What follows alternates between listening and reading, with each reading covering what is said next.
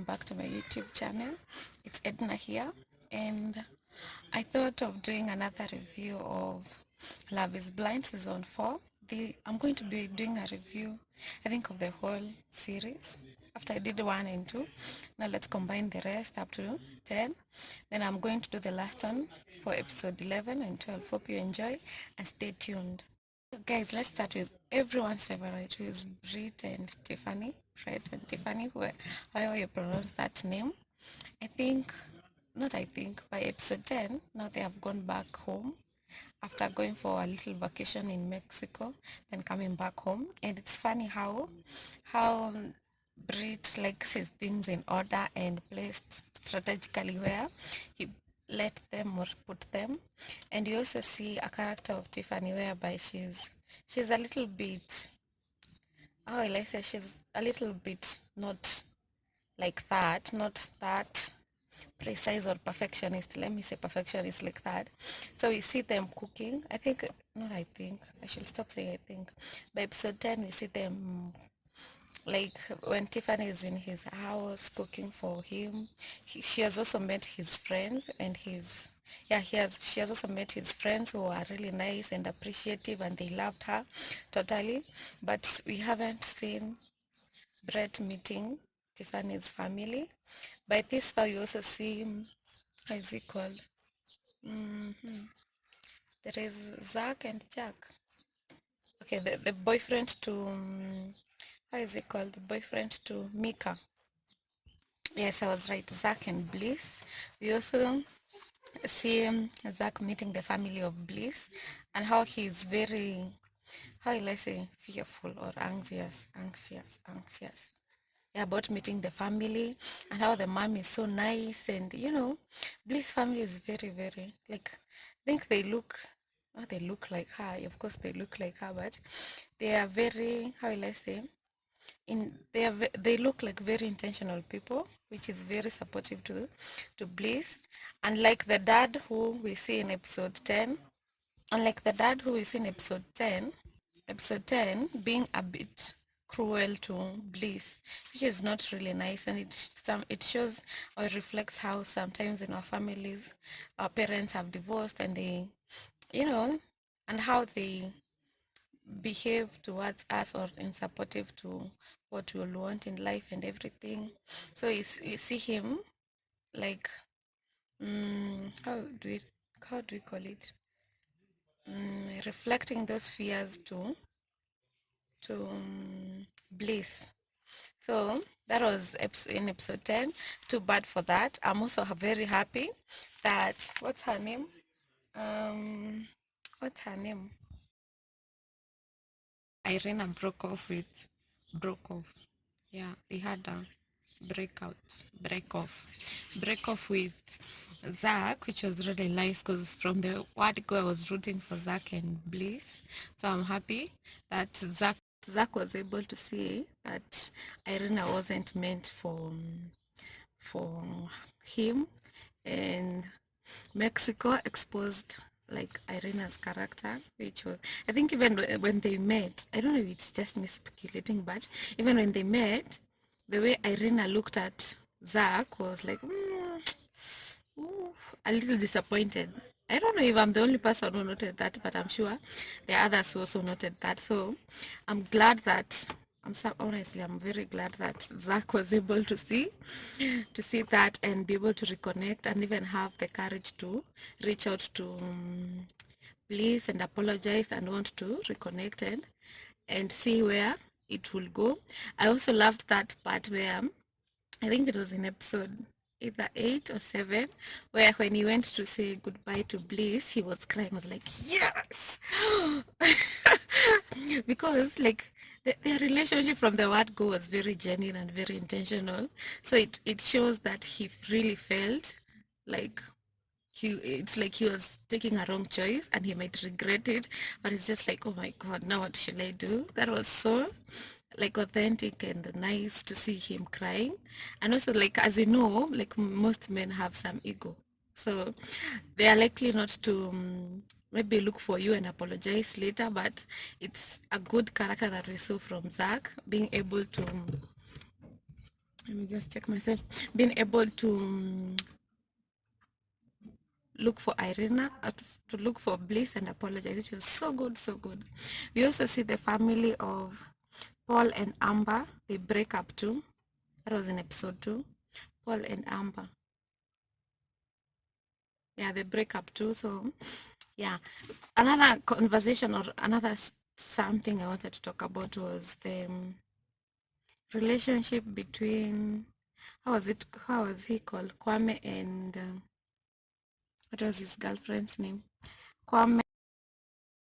Another interesting relationship was between Kwame and Chelsea, which was so nice. Like the way Chelsea is able to talk. I think for my case, I honestly felt that Chelsea was very emotionally mature and ready for the relationship. So I'm sorry guys, how she was able to like articulate and express how she always wanted to go for a shoot, and they get to have that chance with Kwame.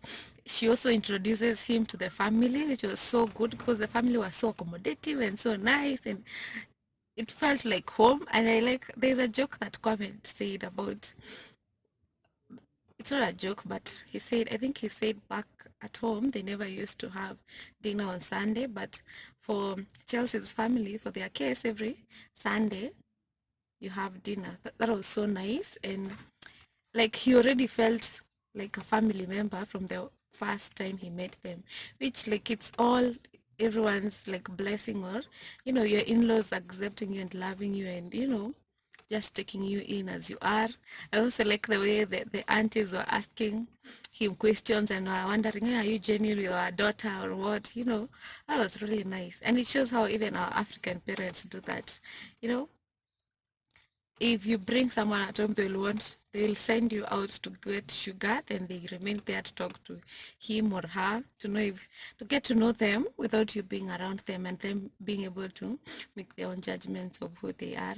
It's so sad that the mom, by episode 10, the mom was saying she's not going to be able to come for the wedding, and she wasn't even picking up the calls. It's only the brother of Kwame who was talking to him. That was very, like, it's unfortunate how also in family dynamics, whereby you find a sibling or even a parent not agreeing with your choice. That was okay. I felt it because it's something that happens, and sometimes you can't avoid them, and those are the people you expect to support you, like, wholeheartedly. And then something like that happens, it feels bad. And yeah, so sorry to Kwame. And yeah, that was their relationship. But I loved even how they them meeting, and also like Kwame took his time before just proposing because he wanted to see Chelsea. I loved that. I don't know if someone else noticed that, but I loved that patience of not just reacting to impulses because Mika had refused him and had broken up with him. He would have just since he had a connection with Chelsea, just, hey, I'm proposing to you, can you meet tomorrow? Okay, not tomorrow, like in the episode how they were explaining. So it's actually a very good character of how he took his time and also apologized and got to understand Chelsea's feelings and validate her, and even take time now to and even assure her that now all his concentration was on her. And even also, like, you also see the sparks when they meet. They're like, ooh, exceeding my expectation. I think in a review I've seen, he was being asked about his reaction when he saw Chelsea for the first time, and it was like surprised and like, wow, wow. I remember even him lacking even words to say, or to contribute to the conversation, because he was left speechless, which was so nice and so good. So that's another couple that I really liked. Let me remember another one. I also, okay, there's something that happened that was a little bit, I also felt it like gross. That was Zach telling the mother of Bliss about the incident, which is nice because he was coming from a point of view of being honest from the word go. And he wouldn't want the mother of Bliss hearing that story from someone else who wasn't him, and he was one who was responsible for that incident, which was very good, but it also felt very weird. And like, in Kenya we call it kuroast or kuonyesha na red flags mapema. So that was it for Zach. I think for Zach and Bliss it was just wow. Even the way they connected, like after proposing to her at the how is it called, at the what are those things called? Boats. They're not boats. Okay, those things. I know you know them. We have watched the series. So I like the fact that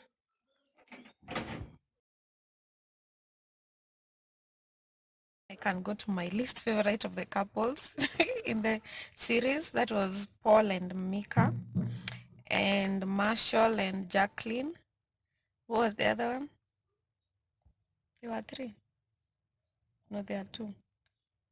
Yeah, Paul and Mika and Jacqueline and Marshall. And the reason I didn't like them even throughout the episode was because, like, I had another person doing a review. The relationship between Mika and Paul was too perfect. There was nothing wrong in the whole, like there weren't any red flags, and it almost looked too good to be real. You see those things that everything is like on check, but it's a good thing that the mom looks like the mom looks like Mika. Also, maybe another interesting thing I might speak about them was also how I didn't like the way that the friend to Mika was was hating on Paul. As much as probably like your friends, you will want your friends to like your boyfriend or like your man if they have, strong opinions against him, and you are good with him. I think you should stand your ground to, like, even let her be respectful to your man. As much as like she doesn't like him and she didn't like him, please don't rub it on my face or keep rubbing it on my face that you don't like my man. Just, yeah, move on. And I think Paul reacting to hearing that the friend of Micah did not like him, it's natural for you to react that way. Whether it's very natural, and I'm not trying to like to how is it called, to shade his character, but it's very natural for you. Like if you meet your boyfriend's friends and they don't like you and they show it to your face, you're not just going to be like, that's okay. You're not going to be like that. Of course you'll react, you'll be like, hey, yo, have I done anything wrong to you? Nothing. So what's up? What's up? Unless like there's some aspects of jealousy in that friendship or something. That okay. Honestly, the relationship between Paul, it was nice, and but it wasn't. And then the fact that you also see how I think Paul's character is very, how will I say, he's a very introverted person. So we also see even in his home, how his home is designed and everything. And the way Micah, like, upfront, even the way he's communicating to him that she can't live there. It was like, you do that to someone you're really not into. That upfront, you do that to someone who you're really not into. And as women, we can say that if you're really like into the guy, there's a way you even shape your words to how you're going to tell him. But for Micah, just, I can't live here. It was a little bit. As in, for me, honestly, their relationship, the whole of it was just, too much for me. And then another relationship, and why I didn't also like it, was between Marshall and Jacqueline. And I didn't have an issue with Marshall, apart from, like, in the last review, I said he had anger issues. So me, anger issues are a red flag, and I'll run away and as quick as I can. But I loved the way he was very intentional in constantly asking Jacqueline, are you okay? What do you need? Even supporting her throughout even the episodes she had in Mexico. It was just like he's there, he's trying to show you he's there, and if you need him, anything from him, he's there. Then for Jacqueline, it also felt like the way I was saying about Irina and Zach. As in, even from seeing the guy, he was just like, yeah. I don't think there was, that spark that we saw between Brett and who? Brett and Tiffany and Kwame Pame and Chelsea, or between Zach and Bliss. There wasn't that chemistry between, how will I call them? How was I calling them? Marshall and Jacqueline. Like Marshall was really into the relationship, but for Jacqueline, she was just like, that's even like that's the same character I'm talking about. Even the way like he breaks off with him, it also shows that character that I'm talking about, whereby if you're really not interested in the guy, you better you don't give up them. I mean, not say a fuck. Don't give up. You don't care even how you speak or how your tone your tone of words come out to that person. You're just like, yeah, you're not doing this. I like some little fun, or just those are things like I think we women do that or say that to men that we're not really into. Yeah. So also see him like even in the party, in the birthday for Chelsea, him connecting with Josh and Josh coming out and saying, oh, he had feelings and he feels that Jacqueline did not give them a chance. As in, honestly, all the best to them. They actually seem to agree or, yeah. So all the best to them. So those are my reviews from episode 2 to 10. I hope you enjoyed this video, and I'm going to be watching episode 11 and 12. Today is on Friday, so I'm going to be watching either today or tomorrow. I've not had time to watch the last 2 episodes, and then watch them. I'm going to also make a video about them. I hope you have enjoyed this far about my reviews. If you have more to add or something I also missed and I've said and you think otherwise, comment down below. Thank you for the new subscribers. We're almost to 1,000. Honestly, it's just a miracle that we are 500 and something. So I'm very grateful for the new subscribers. All who are watching me from, I looked at my analysis, so all who are watching me from US, India, Kenya, UK, Nigeria, wherever you're watching me from, thank you so much. And your girl here appreciates, and thank you so much. If you haven't watched Love is Blind, kindly go and watch. It's very fun. It's very dramatic. It's very interesting. Maybe it's not your kind of cup, but it's nice. Yeah, it's actually nice. Yeah, so hope you stay subscribed and see you guys later. Thank you guys. Bye bye.